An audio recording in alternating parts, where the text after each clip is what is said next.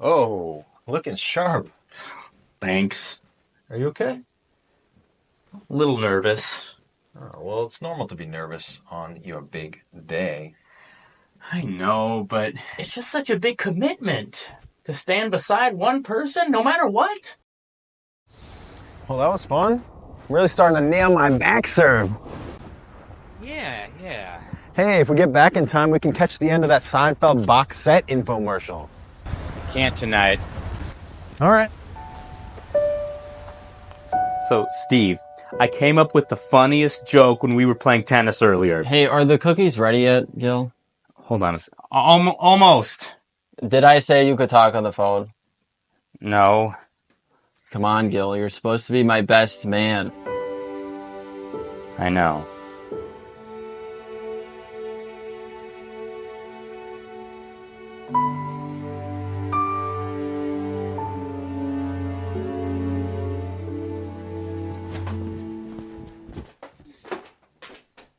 I couldn't do it.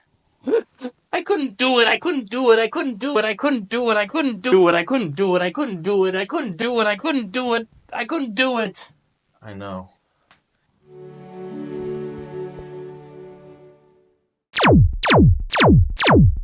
Jim's store is going out of business. For the past 20 years, Jim's has given the public the best prices in furniture and appliances, but apparently that wasn't good enough. So now you can get everything at the store basically free. Happy now? You can get half off TVs, half off couches, and for $20 you can even rip the toilet out of the bathroom. It doesn't matter, Jim's not paying rent. He can't. Jim will also be selling his family heirlooms and the gold in his teeth. During this clearance sale, Jim will be making note of all the people who are here for the great deals but couldn't show up to the store when he needed them the most. You know who you are. And you better come quick, because this sale ends when the owner of the property or possibly a police officer have to remove Jim from the premises through force. And Jim ain't moving for nobody. Sale ends when Jim ends. Come on down! Hey, kids. It's 2 p.m. on a Tuesday, and you're walking home from school. The sun is shining, the wind is blowing. A van pulls up beside you, and the driver says, "Hey kid, your mom's working late, and she told me to pick you up." Yep, everything seems normal. But what if you look at the face of the driver and notice he's an alien? Kids, did you know alien abductions of children are at an all-time high? I know what you're thinking. Aliens? They would never do such a thing. My best friend is an alien. My yoga instructor is an alien. Now it's true. Most aliens are honest, good-natured folks. But some of them are, let's just say, Zarkudian invaders, here to kidnap children and use them as child soldiers to fight the Kloinids in Sector 5. But how do you know the difference? How do you know if the alien in the van is about to take you home and lovingly look after you for the evening, or take you to space and hatingly send you to war as a child soldier? Well, there are several questions you can ask the alien to help you determine if it is a friend or a foe. Number 1, what's the password? Now, if your mother actually does have an alien pick you up from school, it is very important she gives that alien a difficult to guess password, like Pronky or DX5111J_12B. Now, if the password is case sensitive, make sure the alien stresses the sound of the capitalized letter. If this is the password, make sure the alien says it sloy git. Number 2, who are you voting for? Now, a good way to assess the character of the alien is by asking who it's supporting in the upcoming presidential election. If the alien says, "I cannot legally vote in the United States," it's an honest alien. If it says, "I'm more into Zarkudian dictatorships than democratic elections," it's a fiend. Number 3, may I have some slime? Now, all aliens secrete slime out of their skin in order to survive in our atmosphere, and requesting a sample of that slime is a good way to learn more about the alien at hand. If the alien's response to your request is, "Hold on a second, let me find a bathroom," it's a good alien. If it simply provides the sample right in front of you, it's a Zarkudian. They have no shame. Now, even if the alien passes all these tests and you enter the van, there is still a chance you could be getting abducted. One sure sign is if you notice several other children in the van wearing helmets and answering the alien, "Sir, yes, sir." Another dead giveaway is if the van starts flying into space. If this happens, simply punch out the alien, throw him out the window, grab the wheel and shout, "We're going back home, boys!" Then safely fly the van back to Earth. Well, kids, I hope you learned something. I hope that next time you're on your way home from school, you're much more careful about what aliens' vans you walk into. Even on those days when you feel like you're all alone in the world and getting abducted by a strange alien seems like your only option. Remember, you're also all alone in the universe, so you might as well stay here. And now a word from Joshua Sorell. Hey Joshua, how's it going? Hey, Andrew, I'm doing good. I'm all right.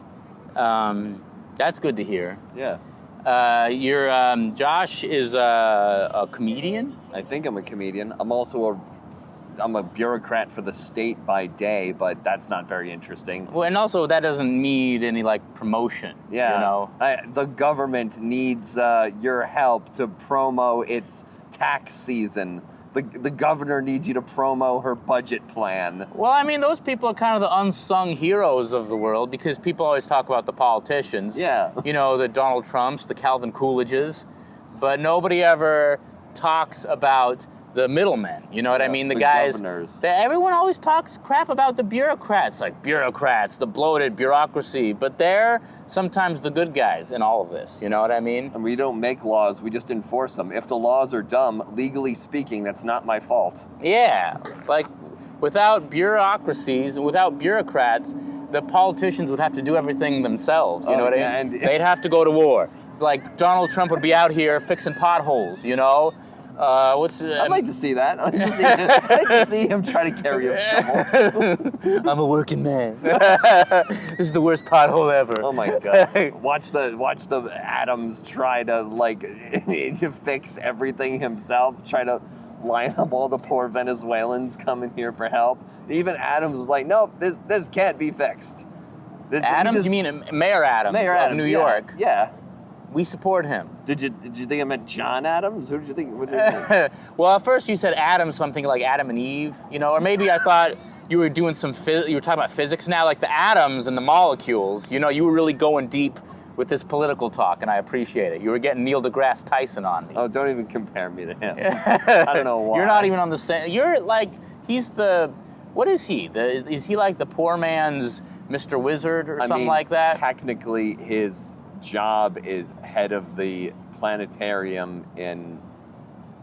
I don't even remember what planetarium is. Hayden Planetarium. The Hayden Planetarium. Thank you. So if you go to Hayden Planetarium, does he sometimes have to work the gift shop? You know, I think I wonder if that could be funny. You know, they're short-staffed one day and he's got to sell globes. These moon rocks are not actually from the moon. I know, but how much are they? Can I just give me the price, please?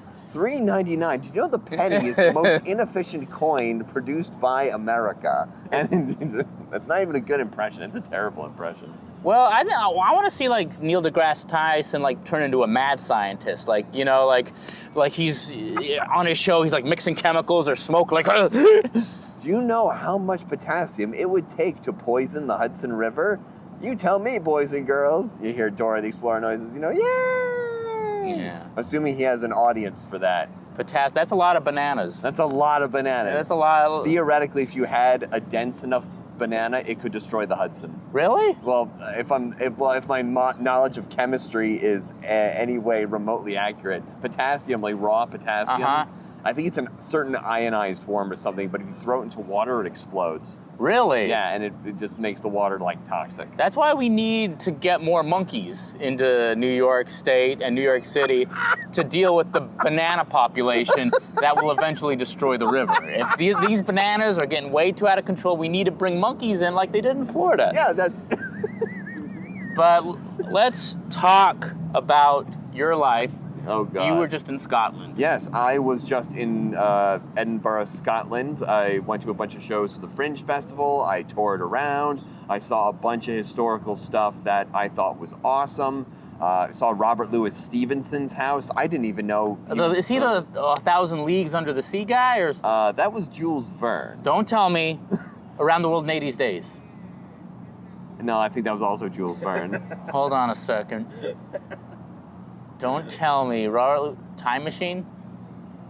Also, that was H.G. Wells. That was H.G. Wells. All right. Robert Louis Dr. Jekyll and Mr. Hyde. Yes, that was right. Yeah, that was one thing. But not the one he's most famous for. What is he most famous for? Probably Treasure Island, I'd say. Oh, that's like a kid's book, right? I mean, I was reading it. I'm a little late to reading it because I was trying to adapt it. But yeah, I mean, it's what do you mean adapt it? Like for a movie? For a play. Oh, Trying nice. to adapt it for the stage as like a new, like goofy comedy. Cool. But you saw his house in Scotland. Yeah. That's cool. I didn't go in it because it's like somebody's house now, but it's nice, you know. But every street in Edinburgh is gorgeous.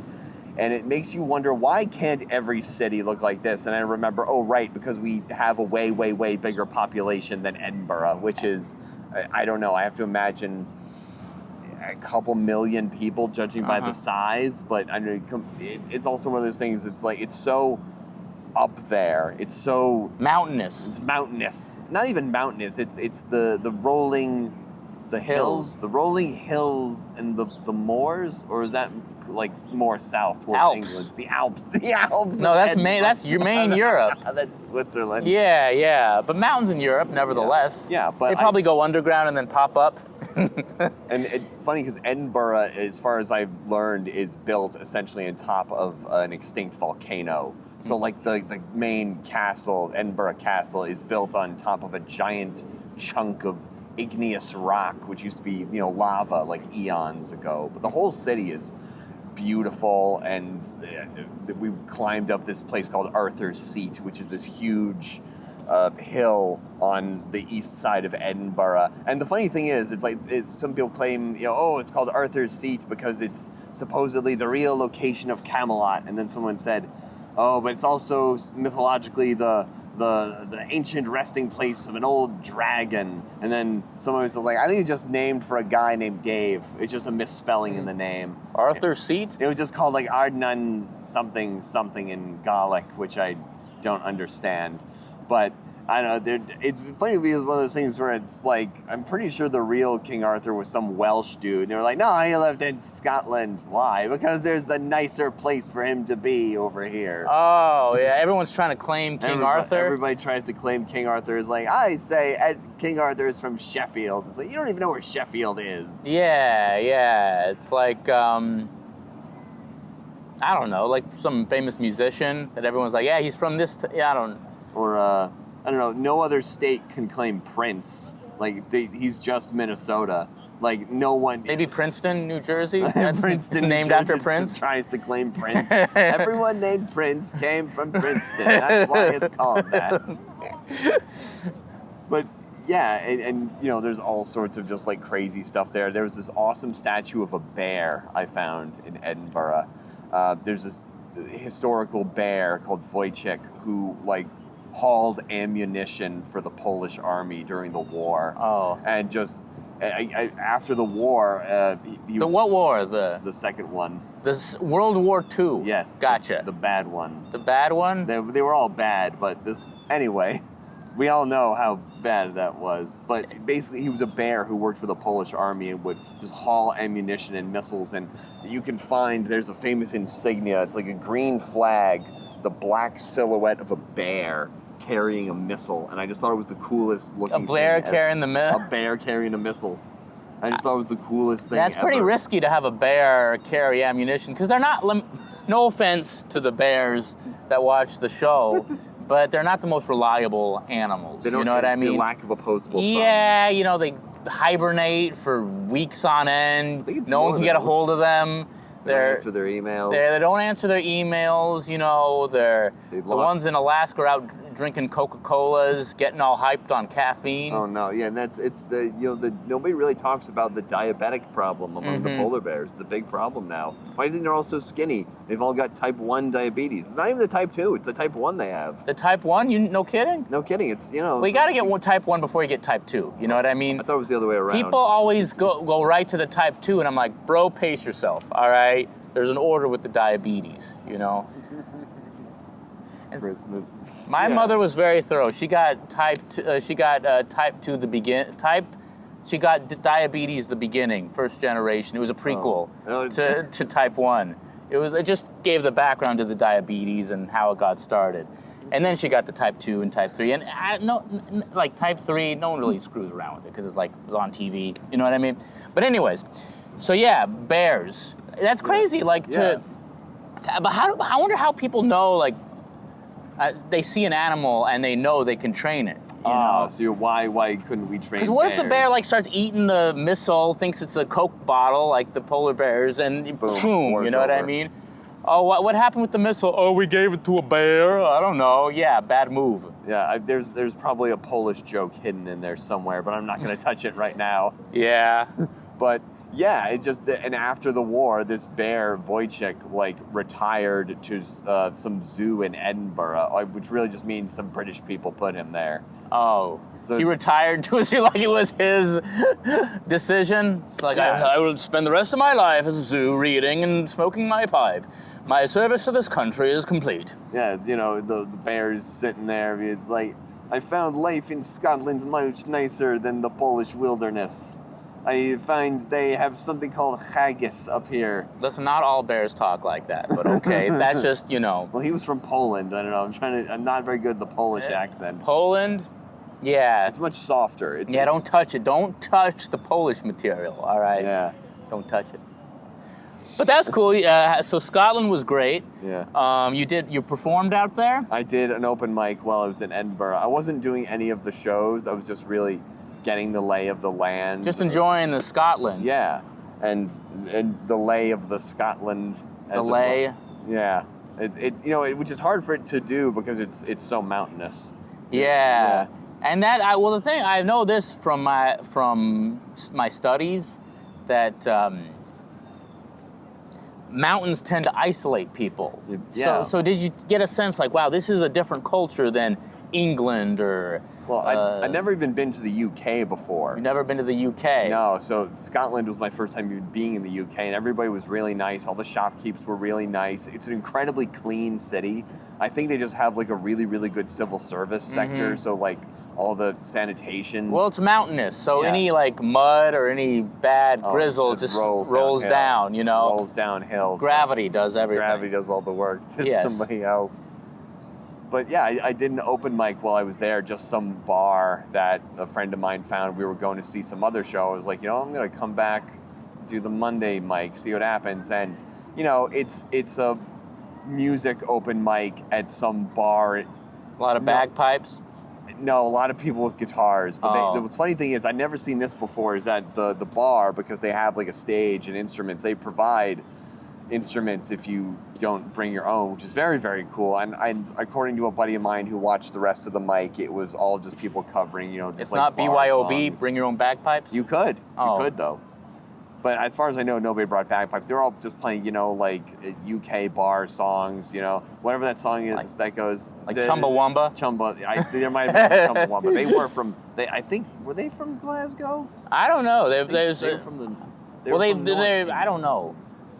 But Are you going to look this up? Somebody's messaging me. Oh, no, it's not important. It's fine. Okay.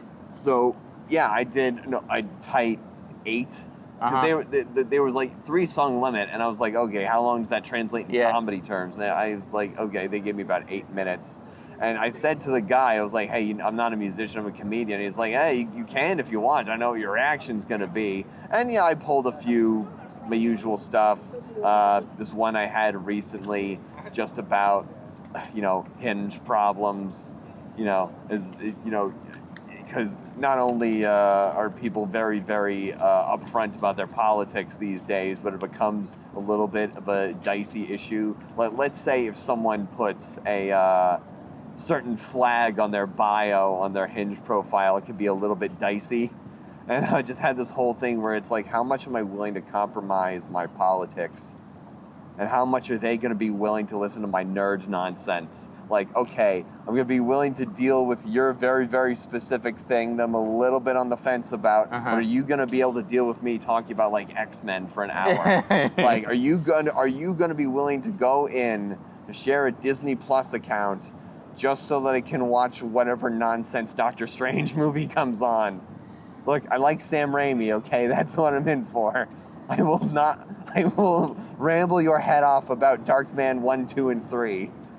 Less so Darkman 2. That's the one. So you're like equating it with the people putting flags on? Yeah, I should put just the X-Men flag on my bio, being like, hey, this is the symbol I believe in. It's the works of Chris Claremont. That is my thing. So it's like, you got to have a little bit of a trade-off where it's like, okay, you're a super hardcore communist.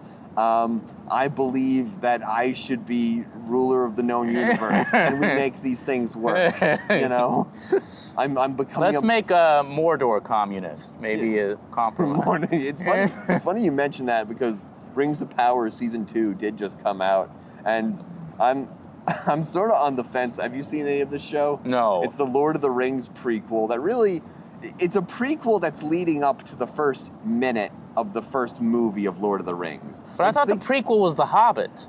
Yes, no, this is even before that. Oh, so pre-Hobbit. Back when you couldn't, you couldn't. They didn't even call themselves hobbits. No, that's entirely a plot. They have people that aren't hobbits but who are very much like hobbits, but they don't call them hobbits. It's ridiculous. Oh. It's kind of silly because it's like maybe Hobbit's like kind of an outdated, but it's before, so it's not. Maybe Hobbit was like the politically correct term, Oh, so that's maybe they were like they halflings. They used to be called hair trolls or footy badooties or something. I see. I think that's a different slang for something entirely. But yeah, no, it's ridiculous because they don't actually have the rights to like the Lord of the Rings books. This is just Tolkien's like notes. Oh. Imagine just having the rights to someone's like scratch work and being like, we're going to make 5 seasons of television about this, and each episode is going to cost $70 million.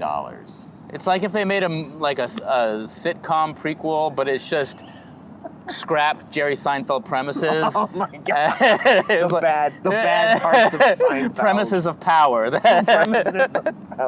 Just not really great punchlines, halfway worked things. What's the deal with Sauron?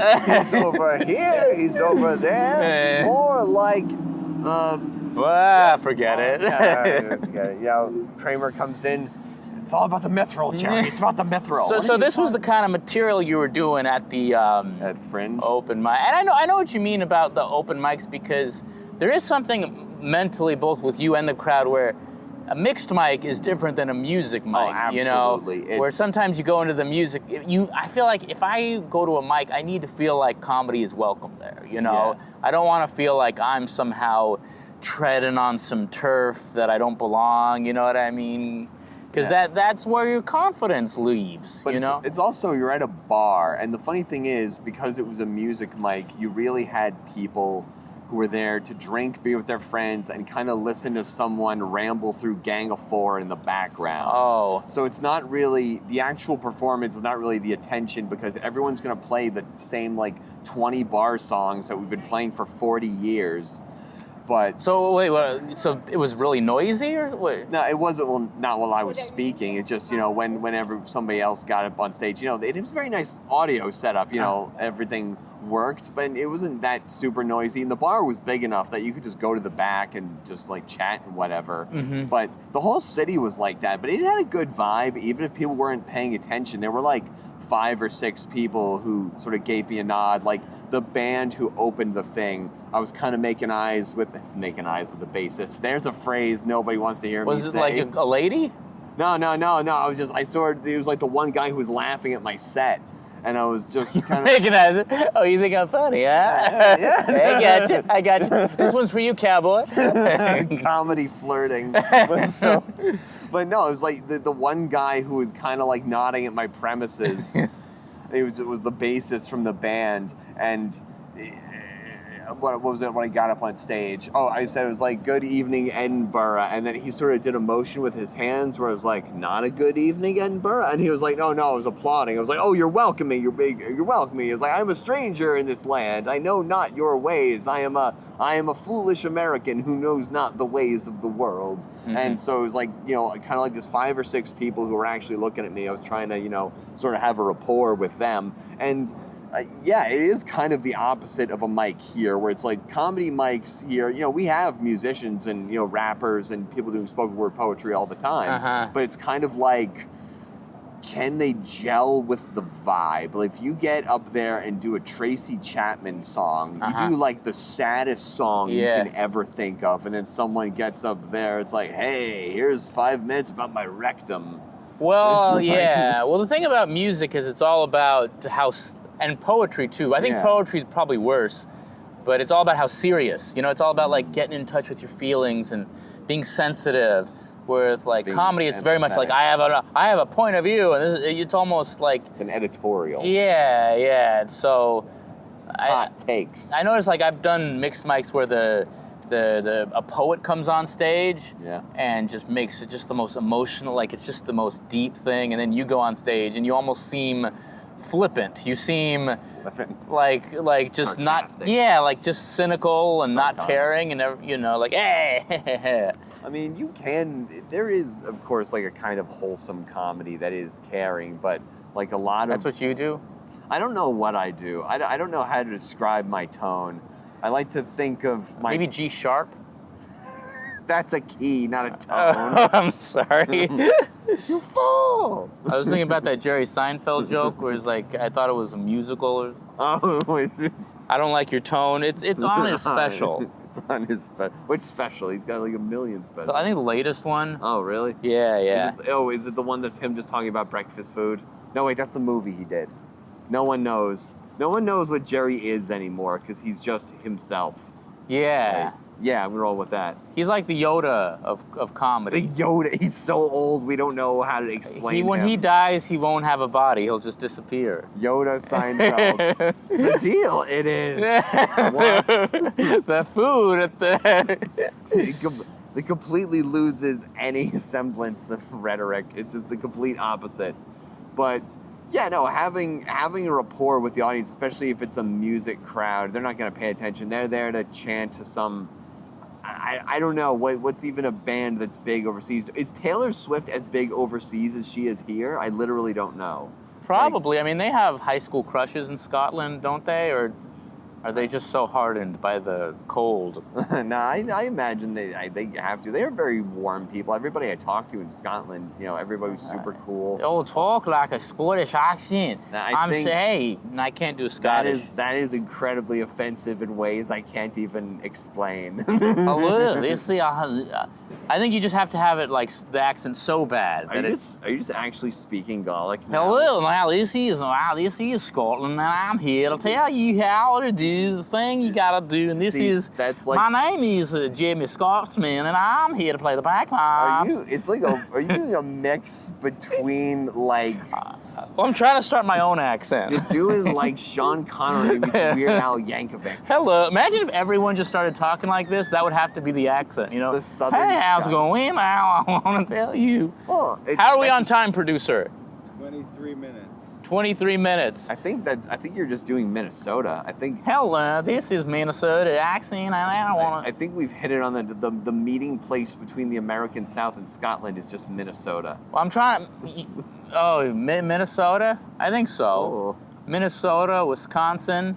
Yeah, that it's all just the cold wind. It's how it affects the syntax and the pronunciation. That's the biggest factor. We don't talk about how wind is a factor with how language works. That's why Yiddish is so loud. We're always in very windy climates. We were always trying to clear our throats. Well, that's why Bostonians drop the because the wind blows it away. Yeah, it's a cold. It's a yeah. cold city. The wind goes away, and then it blows all the way to Chicago. It's like, hello, the car. And then they get the wind. They get the R back from the wind. Yeah, no, it's the polar vortex. The car. You know, these sounds are just traveling. Tony and Shiver like, boo. Well, I think this. I'm this.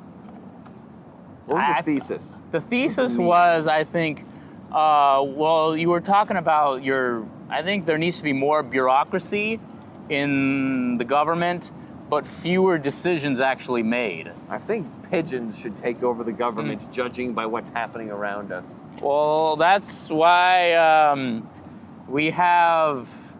That's why there's elections, and that's why the electoral college is in place, so electricity can have a place to learn. Boom, joke time.